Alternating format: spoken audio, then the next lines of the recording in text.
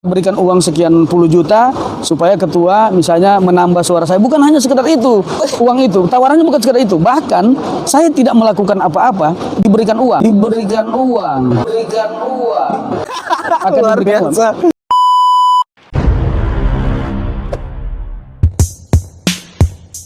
Halo para sahabat Trip, kembali lagi di program yang kalian sangat tunggu-tunggu, yaitu Ruang Inspirasi Pemuda.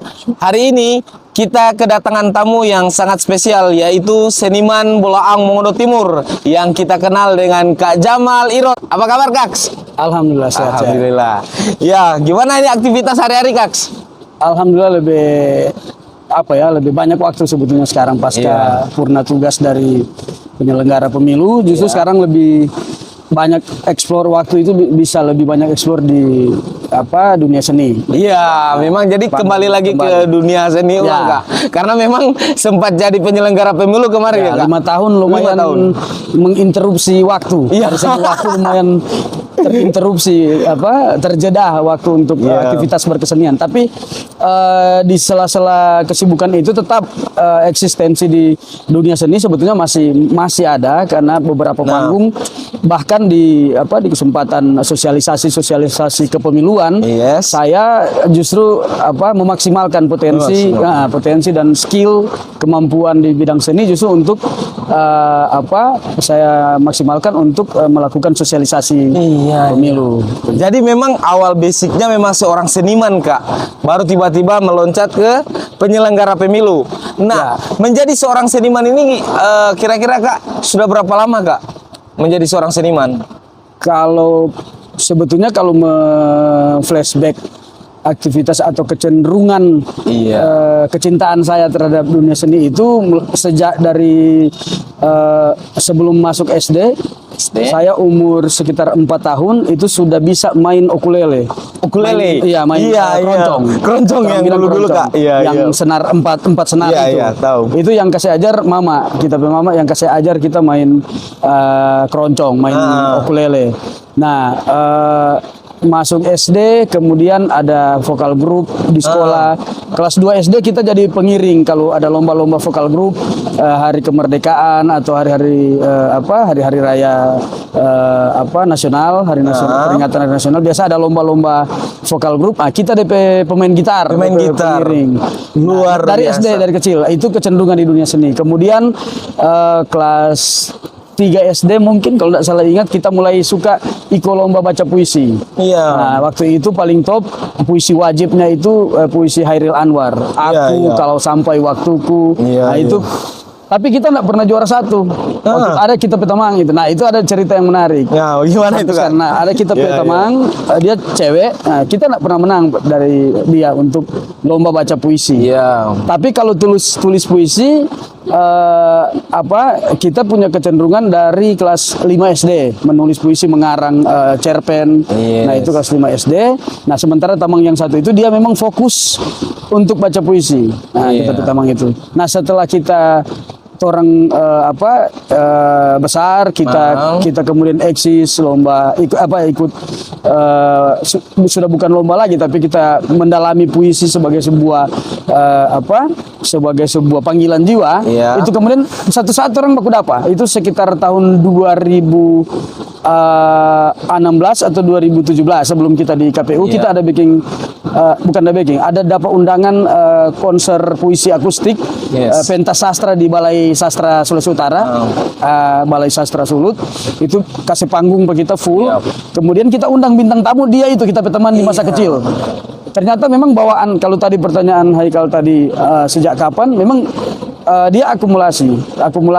Orang tidak tahu sejak kapan orang menyukai seni, tapi paling tidak rata-rata seniman itu sebenarnya bahkan dari semenjak dia sebelum lahir ataupun masa bayinya itu pasti di sekelilingnya itu ada atmosfer kesenian. Kita orang tua, mama khususnya, kemudian turun ke tapi kakak sampai sekarang dia keyboardis di Minahasa Utara. Dia seorang musisi profesional. Nah, jadi kita menyadari bahwa memang setelah sekarang kita refleksi, panggilan kesenian itu memang dia dari atmosfer orang lingkungan sekitar, atau ada yang bilang genetik, ada yang bilang darah. Kan kita memang hobi menyanyi, main musik juga, kasih ajar orang main musik. Itu memang boleh dibilang genetik. Jadi kalau tanya sejak kapan menyukai kesenian, mungkin dari dalam kandungan dari masih bayi. Iya. Luar biasa. Berarti memang saudari mendarah daging nih barang ini, kayak. Betul. Iya. Nah, Kak, kira-kira menurut Kak ini, karena saudari kecil bahkan sampai ada faktor genetik seorang seniman, seberapa pentingkah seniman menurut Kak? Eksistensi kesenian itu sebetulnya dalam konteks peradaban. Jadi kehidupan manusia ini kan melahirkan peradaban. Peradaban itu dari mana dia? Orang disebut orang beradab dengan orang yang, atau makhluk beradab dan makhluk tidak beradab, itu kan yang membedakan itu apa? Budaya. Nah, budaya itu lahir dari apa? Itu yang kalau misalnya menurut definisi dari cipta karsa manusia kan, harus ada manusianya baru ada kebudayaan. Kalau tidak ada manusia, tidak ada kebudayaan dan tidak ada peradaban. Nah, kecenderungan untuk menyukai kebudayaan, kemudian kecenderungan untuk menjaga peradaban, martabat kemanusiaan itu lebih cenderung ada pada seniman. Karena dia pemuja keindahan. Seorang pemuja keindahan tidak menyukai kekerasan pasti. Tidak menyukai vandalisme, tidak menyukai hal-hal yang destruktif. Seorang seniman, meskipun dia mungkin tidak pandai artikulasi secara verbal, dia misalnya pandainya melukis, tapi kecenderungan kesenimanan seorang pelukis itu pasti menyukai keindahan dan dia pasti anti kekerasan. Pasti dalam konteks pertanyaan tadi, seberapa pentingnya eksistensi seorang seniman, sangat penting untuk menjaga peradaban dan martabat kemanusiaan. Jadi seorang seniman bisa menjaga peradaban ini ya, Kak? Otomatis. Otomatis, meskipun ada mungkin seniman yang dia tidak pintar mengartikulasikan eksistensi dirinya. Kita kebetulan pernah belajar public speaking, kita pernah belajar broadcasting, pernah menyiar di radio kurang lebih 15 tahun.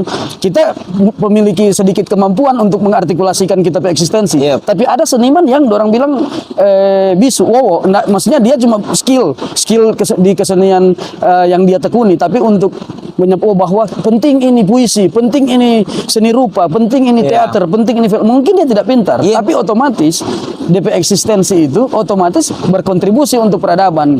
Menjawab Haikal ke pertanyaan tadi. Luar biasa. Nah, tadi Kak sempat menyinggung soal budaya. Nah, ini Kak, ini yang menarik nih. Nah, kira-kira dari perspektifnya Kak, melihat hari ini, akhir-akhir ini ada sedikit terdegradasinya soal budaya. Nah, kira-kira budaya yang ada di Bolaang, khususnya Bolaang Mongondo Timur, menurut Kak kira-kira sudah ada tidak terjadinya degradasi di kalangan anak-anak muda soal budaya? Kalau mungkin yang dimaksud soal kebudayaan, tradisionalisme versus modernisme. Mungkin lebih tepatnya orang kasih coba berhadapan-hadapan, karena pertanyaannya apakah terjadi degradasi kebudayaan. Saya pikir modernisme itu sebuah keniscayaan. Orang ini boleh mentolak kecanggihan teknologi, informasi. Orang itu adalah sebuah keniscayaan yang tidak mungkin orang terhindar dari perkembangan zaman, ya, tidak mungkin. Nah, sementara nilai-nilai luhur yang diajarkan oleh orang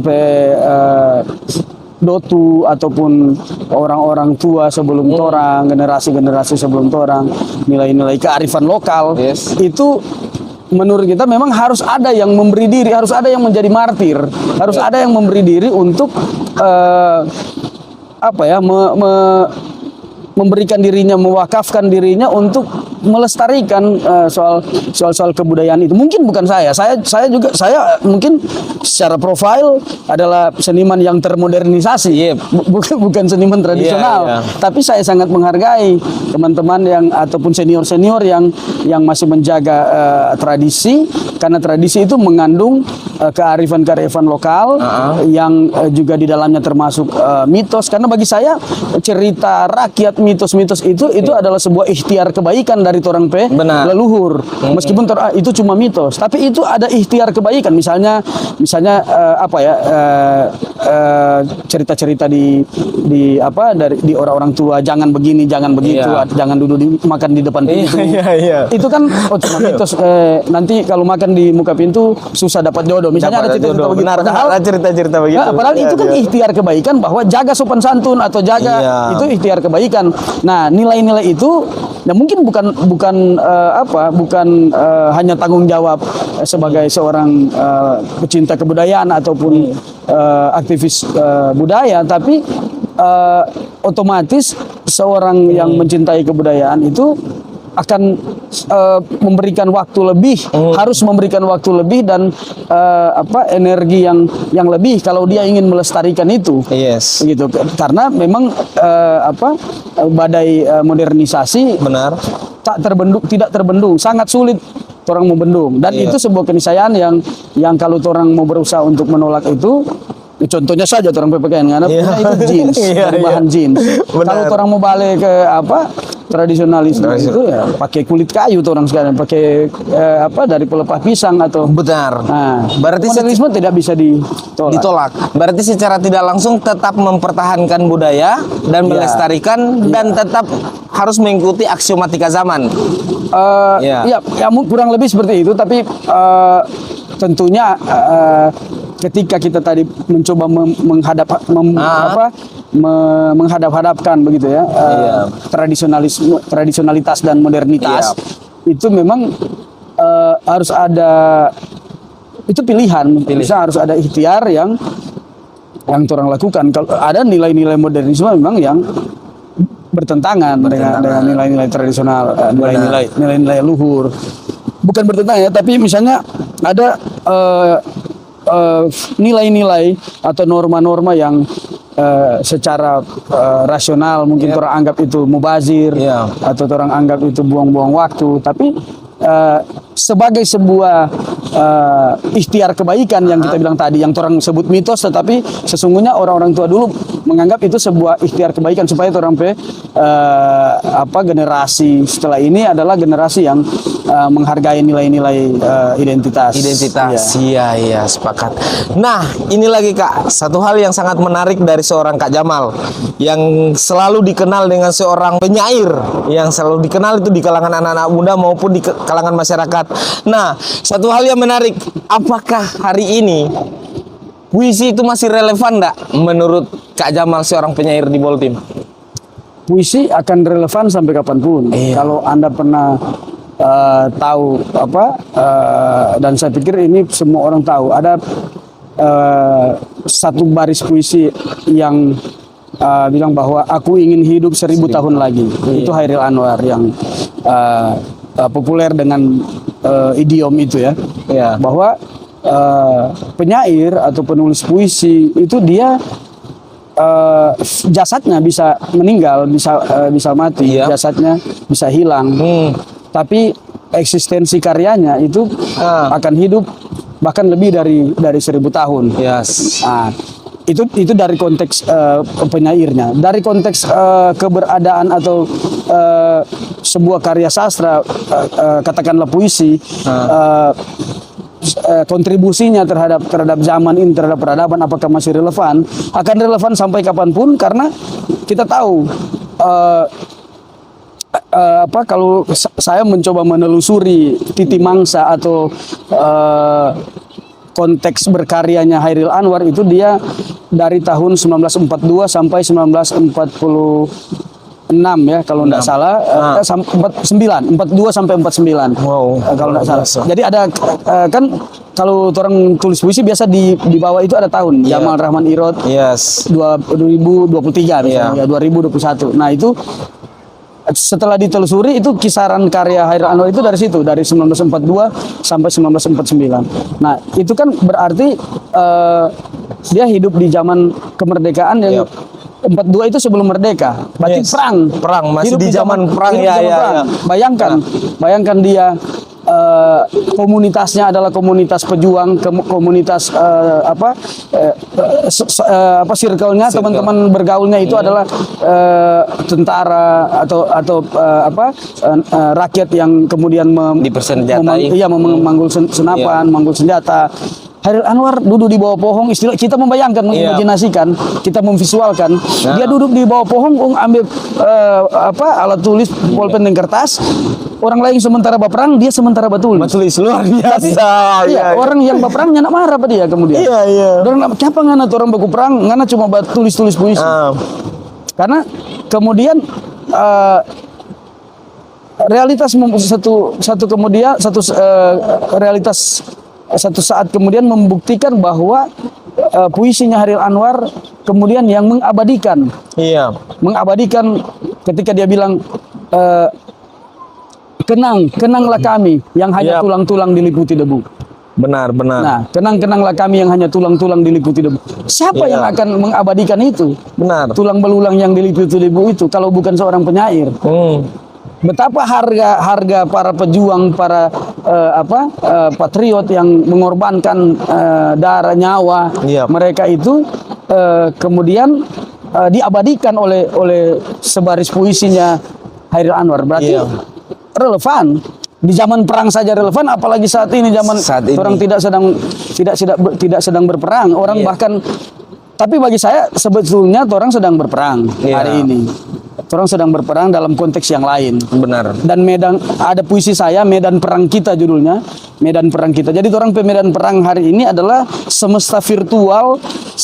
Iya, kita menulis seperti itu, kita puisi kurang lebih Medan Perang Kita. Hari ini Medan Perang Kita adalah semesta virtual yang orang sibuk dengan gadget, dengan gawai. Orang kehilangan, orang mengorbankan waktu, mengorbankan kesempatan, orang kehilangan keheningan. Bahkan tengah malam pun orang update status, orang keseruan sosial media itu tidak sadar orang ada waktu-waktu penting. Bahkan di dalam ajaran Nabi Muhammad SAW sepertiga malam misalnya harusnya adalah waktu untuk hening, untuk tafakur, untuk berdoa. Orang bermain sosmed, kehilangan keheningan, dan keheningan itu mahal. Keheningan itu adalah waktu yang sangat istimewa. Tapi orang bayar dengan, orang tukar dengan kesibukan bermain gawai, bermain gadget. Nah, orang sedang berperang sesungguhnya.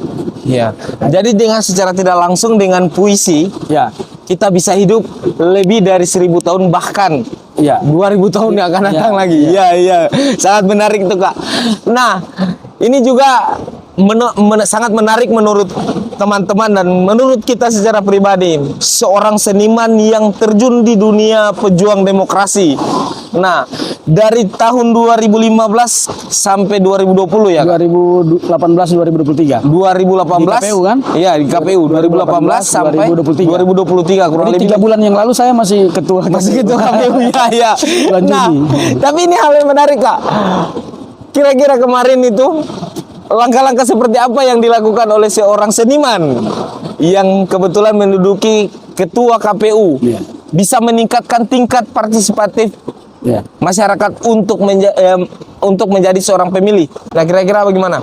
Ya, meskipun saya perlu disclaimer bahwa partisipasi pemilih menurut perspektif saya adalah tidak sekadar orang datang ke TPS dan mencoblos. Benar.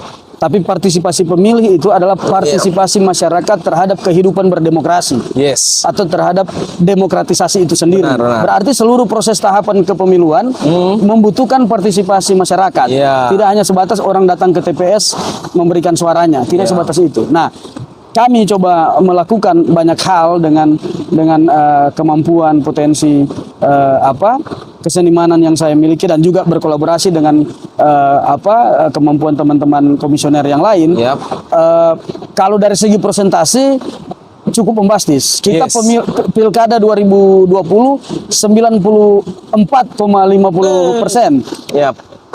Tinggal 5 sekian persen, 5 sekian persen, 100% memilih orang dari segi persentase ya untuk pilkada bupati dan wakil bupati. Yes. Nah, itu hanya angka-angka menurut saya, hanya Iya, persentase iya, itu angka. Tapi berapa? substansinya, substansi kalau bagaimana kemampuan yang saya miliki dalam bidang kesenian, kemudian saya akselerasi. Nah, di banyak hal kita pernah melakukan sosialisasi pemilu dengan membuat pementasan teater. Saya pernah mengundang teman-teman seniman Boltim, teman-teman kita juga. Nah, untuk membuat sebuah pementasan, ada yang baca puisi, nah itu menarik. Kemudian kami juga memodifikasi cara-cara kami untuk tampil di depan publik ketika saya diberikan kesempatan. Pasti banyak kesempatan untuk berpidato karena seorang ketua KPU. Nah, pidato-pidato saya justru saya memilih formula yang menarik dengan formula yang mengandung nilai-nilai seni. Seni, benar. Misalnya saya pernah baca puisi di pidato debat calon bupati tahun 2020 yang lalu. Iya. Di akhir pidato saya di episode debat terakhir, di debat ketiga itu saya baca puisi. Dan setelah itu puisi saya pesan sebuah pena kepada para calon pemimpin. Yes. Jadi saya berpesan ke para kandidat itu bahwa betapa kehendak sebuah pena, dia bisa menggambar rumah dan penjara. Benar. Dia bisa menulis tentang canda tawa pun luka dan kekecewaan dan bahkan kesengsaraan ketika Anda tidak mampu memaksimalkan ataupun salah atau keliru dalam memanfaatkan jabatan atau kekuasaan yang Anda peroleh. Nah, saya mewarning, istilahnya memperingatkan. Tapi kalau peringatan saya itu dalam bentuk pidato, mungkin tidak akan berefek kuat karena mereka para calon bupati dan wakil bupati jago-jago berpidato pasti. Pastilah. Orang. Jadi pakai puisi. Benar, sepakat itu. Nah, ini juga Kak. Nah, waktu kemarin menjadi seorang ketua KPU, tentunya ini bukan satu hal yang baru lagi di kalangan ketika datangnya pesta demokrasi, yaitu politik transaksional. Nah, langkah-langkah apa yang dilakukan oleh Kak untuk memberikan edukasi kepada masyarakat soal tolak politik transaksional ini? Kira-kira langkah-langkah seperti apa? Nah, itu memang sampai hari ini masih menjadi PR saya secara personal, secara pribadi. Makanya saya pasca atau purna tugas dari KPU Boltim sebagai komisioner, saya insya Allah saya mendedikasikan diri saya untuk bergiat secara independen, untuk meneruskan apa yang dirisaukan tadi oleh Haikal terkait dan kita semua merisaukan itu terkait dengan politik uang. Saya tidak menyebut politik transaksional karena itu bisa perspektifnya bisa bermacam-macam karena politik pasti ada transaksi. Benar. Tapi transaksinya ada dua di situ. Kalau menurut saya kita sederhanakan transaksi yang haram dan transaksi yang halal. Transaksi halal menarik ini. Iya, artinya transaksi politik ada orang bilang ada politik ada money politik dan ada cost politik. Cost politik itu tidak terhindarkan. Benar. Tidak terhindarkan dan artinya cost politik berarti ada transaksi di situ, tapi transaksi yang halal. Nah, transaksi yang halal itu bagaimana? Berarti transaksi yang terakomodir di dalam regulasi, ketentuan dan aturan-aturan dari penyelenggara pemilu, baik KPU maupun Bawaslu. Peraturan KPU maupun peraturan Bawaslu itu sudah mengatur transaksi mana yang halal, transaksi mana yang haram. Misalnya dana kampanye, membiayai tim, memberikan uang transport, memberikan uang duduk, memberikan uang hadiah, memberikan door prize, diatur dan itu halal. Kenapa? Kenapa kemudian orang risau? Karena selama ini para calon itu, para calon legislatif maupun calon eksekutif itu, bagi saya pengalaman saya, mereka kurang menelusuri celah-celah regulasi yang memberikan mereka ruang untuk membelanjakan, mentransaksikan kemampuan finansial mereka dengan jalan yang halal, menurut regulasi yang ada di dalam dunia penyelenggara. Kurang menelusuri itu. Kalau mereka menelusuri, mau membaca regulasi secara teliti, sebetulnya uang yang mereka hambur-hamburkan itu dengan cara yang haram, itu bisa dihalalkan. Nah, Atau bisa dibelanjakan secara halal, asal ikut regulasi. Laporkan dana kampanye, laporkan sumbangan yang masuk. yes. Kan tidak ada bedanya. Nah. Mereka ada uang masuk, mereka tidak laporkan ke KPU, tidak laporkan di dana kampanye, tapi mereka belanjakan secara diam-diam. Haram.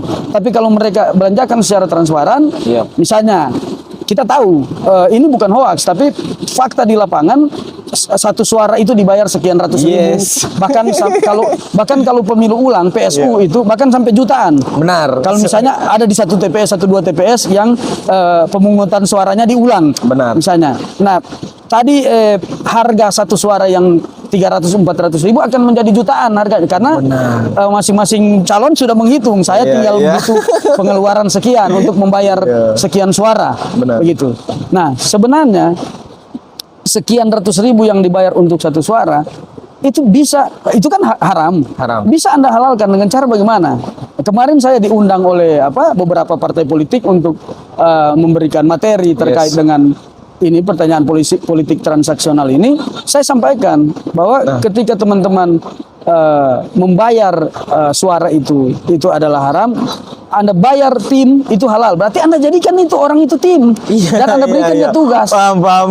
Anda ketika KPU dan Bawaslu lihat laporan Anda, memang dia ada keluar uang, dia bayar ini, tapi bukan membayar suara.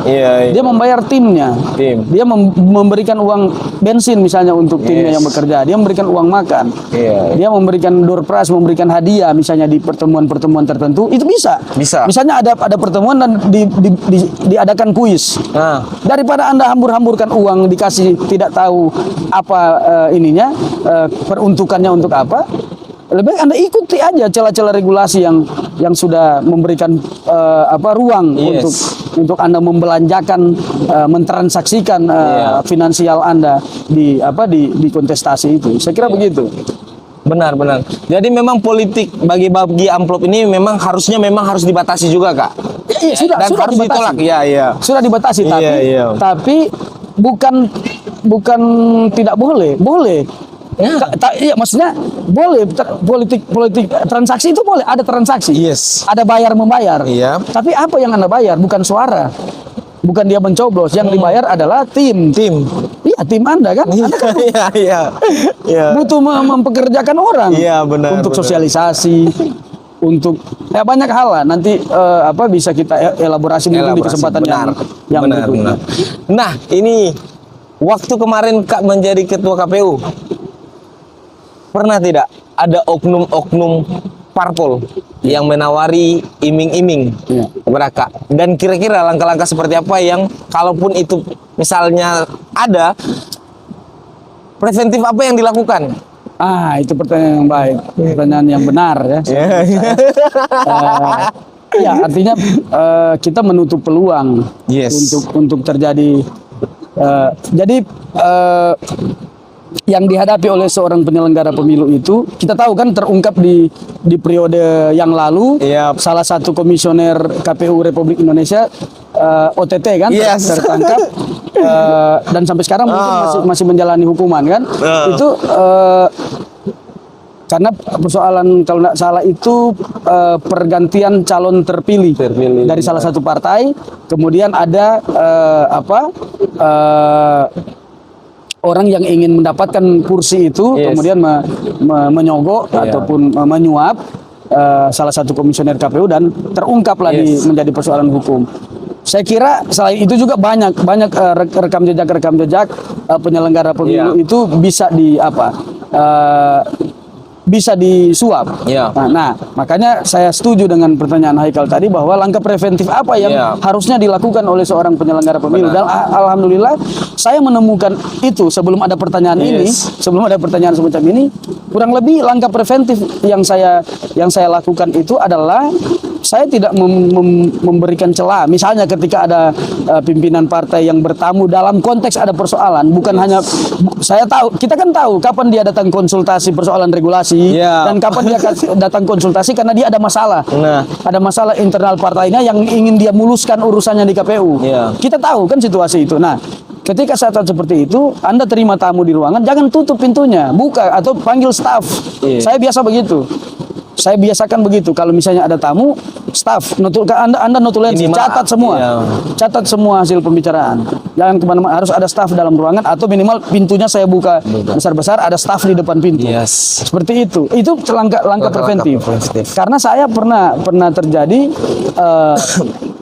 sebetulnya tawarannya bukan untuk kecurangan, bukan hanya untuk kecurangan.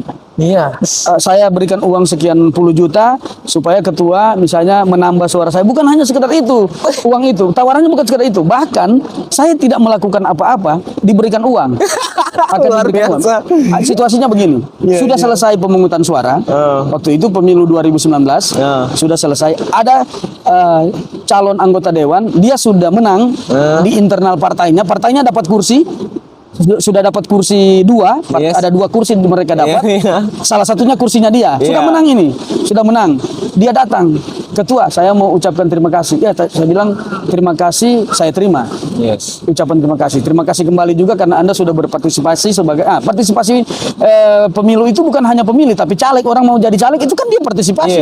Partisipasi juga dia. Sudah terima kasih Anda juga sudah berpartisipasi sebagai caleg. Dia bilang, iya, tapi ungkapan terima kasih saya itu dalam bentuk ini, amplop. Dan amplopnya bukan warna putih. Haikal tahu, ada perbedaan. Amplop warna putih dengan amplop warna coklat. Biasanya amplop warna coklat lebih tebal dari amplop warna putih. Ini dalam dunia peramplopan ini ya. Ada kategori. Ada kode. Kalau amplop warna putih tipis. Ini amplop warna coklat yang tebal dia. Dia bilang bahwa ketua, saya alhamdulillah suara saya sudah paling tidak dapat kursi dan partai saya dapat kursi. Ini sebagai ungkapan terima kasih. Artinya saya tidak diminta untuk mencurangi, hanya waktu itu kan baru selesai pemungutan suara, belum kita ketuk, belum saya tanda tangan istilahnya, belum ditandatangani perolehan suara. Tapi istilahnya sudah tidak bisa diapa-apakan dia memang sudah jadi, sudah terpilih. Nah, bayangkan di situasi seperti itu kan sebetulnya saya tidak ada beban moral kalau saya terima uangnya. Kan saya tidak diminta curang. Tapi apa? Tetap saya tolak karena saya berpikir bukan so idealis, karena saya berpikir efeknya. Efeknya ke depan. Benar. Bahwa ketika dia berhasil memberikan Anda uang hari ini bukan untuk meminta Anda untuk main curang. Tapi Anda sudah tersandra. Betul. Sudah tersandra bahwa bisa kok kasih doi, ketua KPU boleh kasih doi, penyelenggara komisioner boleh curang kasih doi. Gitu. Bahkan saya langkah preventif yang Haikal bilang tadi itu bahkan sampai di urusan PAW perganti. Ada anggota dewan yang meninggal atau mundur. Berarti kan ada pergantian antar waktu. Nah, calon yang mau berganti ini kan biasa di internal partai, dorang bakal siapa mau dapat ini kursi. Karena partai ada kekuasaan di situ. Bisa partai misalnya kalau ada caleg A misalnya dia berhak karena dia perolehan suara terbanyak berikutnya kan dia berhak untuk mau duduk mau PAW mau jadi PAW. Nah tapi yang di bawah ini boleh lakukan langkah dia minta partai pecat ini orang yang mau duduk yang mau PAW ini pecat pak dia, maka suara berikutnya yang kan begitu tuh misalnya partai A ada 2 kursi, nah 1 kursi mundur, so duduk atau meninggal, berarti kan mau ganti, yang di bawah mau ganti perolehan. Nah perolehan suara di bawah ini ada berapa orang? Nah bisa saja yang so berhak ini bisa saja dipecat oleh partai. Maka orang lapor ke KPU, sudah kami pecat ini, ambil yang berikutnya. Nah istilah ini kan pecat memecat ini kan KPU harus mengklarifikasi, memverifikasi karena pernah terjadi. Nah, peluang untuk Anda dirayu diberikan uang dan kasus yang terjadi di KPU RI kan itu pergantian calon terpilih kan? Yang kita tahu bukan PAW tapi dia baru terpilih, belum duduk, baru selesai pemilu, belum duduk kemudian meninggal yang Dapil Sulawesi Selatan ya kalau tidak salah ya. Nah, itu calon-calon di bawahnya itu menjadi bola liar. Siapa yang mau dapat ini kursi ini? Nah, ketika situasi seperti itu rawan, sangat rawan. Dan saya pernah menangani beberapa kali PAW pergantian antar waktu. Bahkan ketika calon-calon PAW itu yang akan datang di kantor KPU, saya bilang, kalau Anda bawa makanan, bawa apa, tidak boleh. Tapi kalau Anda yang kami beri makan, boleh, karena uang negara. Jadi, orang datang, orang kasih cookies, kasih makanan.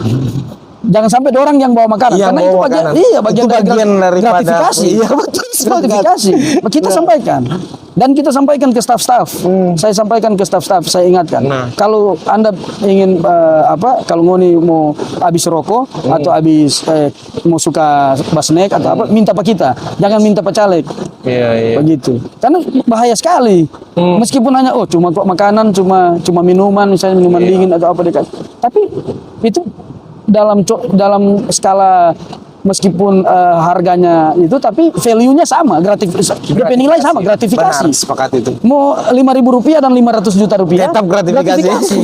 Benar. Gratifikasi. Iya, Karena dia iya. ada kepentingan. Benar. Dia bawa ini makanan penghangat bukan sekonyong-konyong. Yes. Dia ada kepentingan di situ. Di situlah. Sepakat. Nah, kira-kira waktu kemarin Kak sempat ikut penyelenggara masuk di dunia komisioner, artinya dalam tahapan-tahapan pemilihan komisioner. Kira-kira dukungan eksternal ini bisa menjadi penentu untuk menjadi seorang pejabat komisioner. Proses seleksi ya. Yes. Itu sudah menjadi rahasia umum. Jaringan Iya. eksistensi kita di latar belakang apapun, baik Iya. baik dia A dan wartawan atau seorang organisatoris, seorang bahkan ada ASN juga orang, ataupun ada juga mungkin aktivis keagamaan, organisasi keagamaan, macam-macam. Itu semua itu adalah akumulasi untuk menjadi orang nilai plus lah, nilai plus untuk langkah ke sana. Karena selain kemampuan, karena itu sudah menjadi rahasia umum. Misalnya tim seleksi, tim seleksi kalau orang telusuri, tim seleksi yang misalnya 5 orang itu ada unsur-unsurnya. Iya, ada unsur NU Muhammadiyah, bisa kita sebutkan. Ada unsur GAMKI, ada GMNI, ada HMI, ada PMII, ada Ansor, ada Pemuda Muhammadiyah. Organisasinya tidak bisa mengelak, meskipun itu bukan faktor utama, tapi terbukti ada warna-warna organisasi di situ. Itu, nah kemudian bagi saya itu semua tidak bisa hindarkan, tidak bisa hindari, tapi harusnya itu tidak menjadi faktor utama. Iya. Ya, tidak menjadi faktor. Yang menjadi faktor utama itu kan karena ini, makanya saya bilang ini seleksi, bukan kompetisi. Yes. Nah, seleksi itu berarti kan ada kriteria yang dibutuhkan oleh orang yang membuat seleksi. Kriterianya itu kemampuan di bidang kepemiluan, integritas. Integritas. Ya, kemudian makanya proses seleksinya panjang. Kami akhir masa jabatan itu bulan Juni. Berarti kan kita menjabat pertama tahun 2018 bulan Juni. Yes. Bulan Juni 2018. Itu kan seleksinya dari bulan Januari sampai Juni 6 bulan proses seleksi. Yes. Betapa panjangnya proses seleksi itu. Berarti cukup waktu untuk tim seleksi dan KPU RI untuk menilai orang ini. 6 bulan proses seleksi panjang sekali. Benar. Mulai dari mendaftar sampai dilantik ya. Iya. Panjang sekali. Berarti menurut saya harusnya yang pertanyaan tadi, apakah background organisasi ini Bisa menjadi penentu. iya, bisa menjadi, harusnya bukan satu-satunya penentu. Iya. Dan bukan penentu utama. Iya. Masa bukan faktor utama. Bukan faktor, harusnya ada faktor lain yang dominan. Misalnya soal kemampuan dan integritas terutama. Karena prinsip penyelenggara pemilu itu kan dia mandiri, jujur, adil. Dia memiliki pemahaman tentang regulasi, tentang hukum, terutama undang-undang pemilu, undang-undang 7 tahun 2017. Nah, itu yang paling utama. Bukan soal jaringan-jaringan tadi, begitu. Iya. Nah, ini pertanyaan closing statement nih, Kak. Ya. Terakhir untuk Kak. Ini pasti sudah dinanti-nanti oleh teman-teman sahabat TRIP, dan mungkin ada beberapa masyarakat juga atau teman-teman pemuda juga yang suka bertanya soal ini.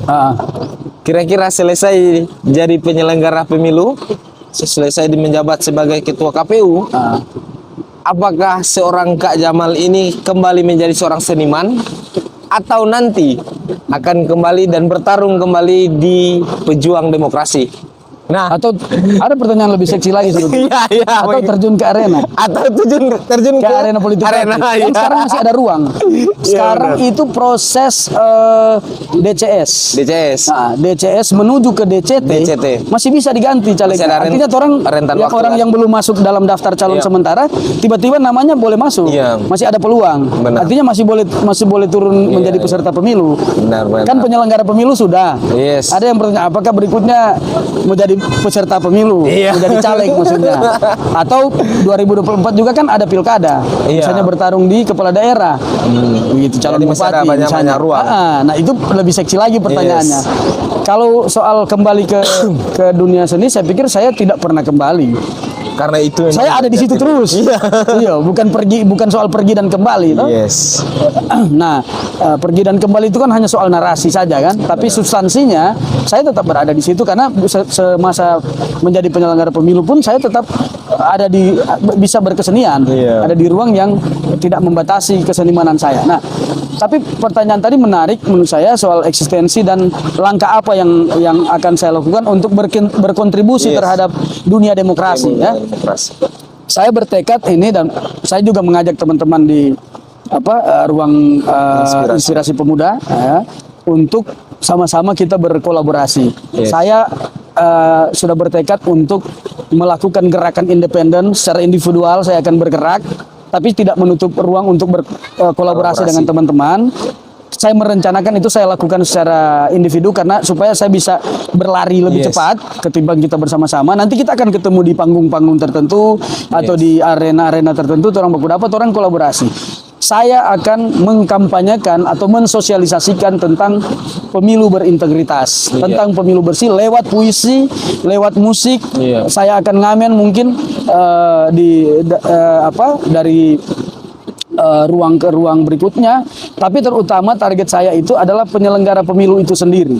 Yes. Di Bolaang Mongondo Raya, target saya sebetulnya Sulawesi Utara, tapi kan energi saya terbatas. Iya, iya. Saya akan bergerak fokus di Bolaang Mongondo Raya, di Boltim, Bolmut, Bolsel, Kota Mobagu, Bolmong. Saya akan bergerak saya akan melakukan roadshow puisi demokrasi namanya. Itu untuk mensosialisasikan anti politik uang, anti politik kotor lainnya. Yes. Begitu. Nah, polarisasi identitas dan lain-lain. Saya akan mengkampanyekan itu, mensosialisasikan itu.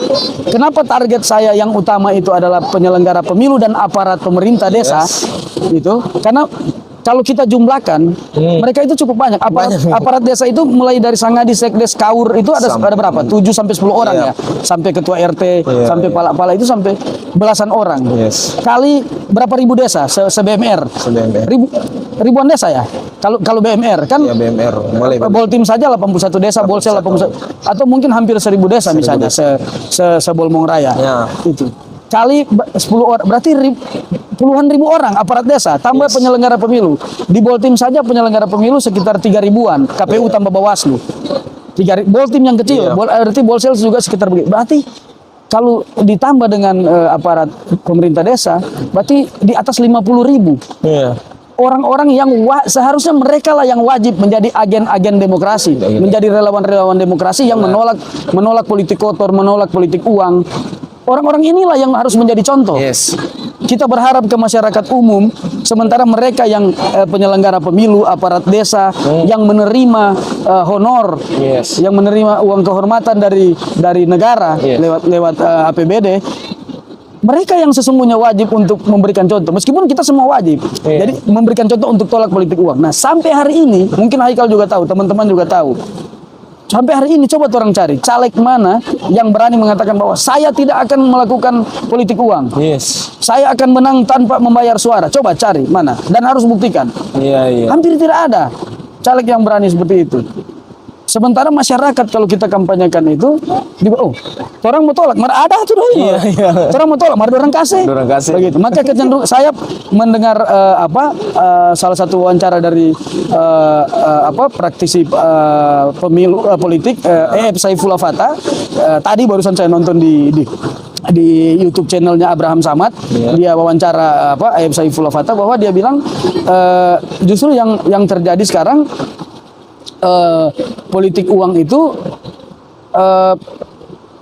masyarakat mungkin bisa untuk menolak, tapi kita bisa sadarkan masyarakat. Yes. Tapi si pelaku ini, Iya, si caleg-caleg ini, mereka memberi, mereka mengkalkulasi ya, yang sementara menurut saya kita harus kampanyekan, harus ada yang memberikan contoh. Dan saya juga kalau diundang oleh parpol, saya akan bicara di hadapan para caleg bagaimana menghalalkan politik uang tadi. Menghalalkan politik uang. Luar biasa. Money politik menjadi kos politik yang mengikuti regulasi yang ada. Nah, saya kira itu akan menjadi fokus saya.